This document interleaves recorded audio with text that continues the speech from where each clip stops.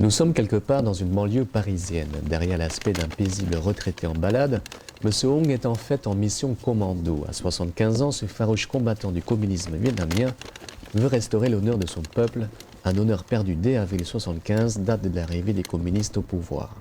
Là, il est là. Il a repéré une cible il y a quelques jours Le couteau, là. et dans son caddie se trouvent Oui, ses armes de destruction massive. C'est ça y est? Vous avez vu? Ah, ça y est.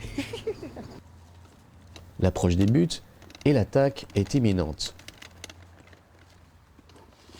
On attaque.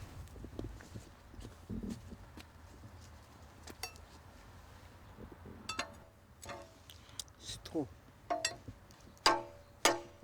Là, beaucoup de bruit là. Beaucoup de bruit. On enlève ça.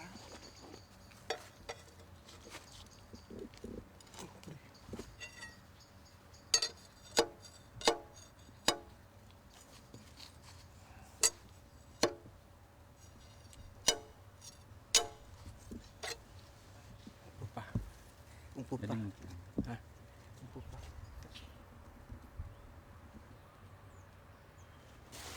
Bon, on rentre. Hein.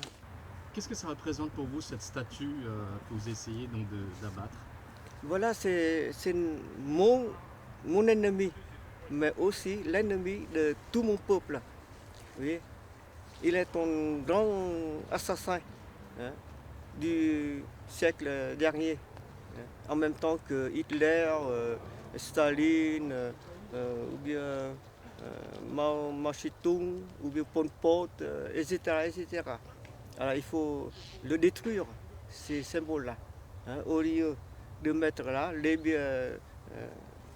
libérateurs ou bien aussi comme ça, hein, héros de la nation, c'était possible. Mais ce sont des assassins maintenant, on dit que ce sont des héros ou bien des éminents hommes de culture. C'est le contraire. Hein, c'est le contraire. Il faut l'abattre. Qu'est-ce qui vous permet de tenir autant de temps, 30 ans après? Ah, là, c'est ma vie, hein. Toute ma vie. Aujourd'hui, c'est un véritable échec et pourtant, dans le passé, il a réussi des jolis coups d'éclat. C'est lui qui, en 1996, a défoncé le gris de l'ambassade vietnamienne à Paris à l'aide d'un tractopelle.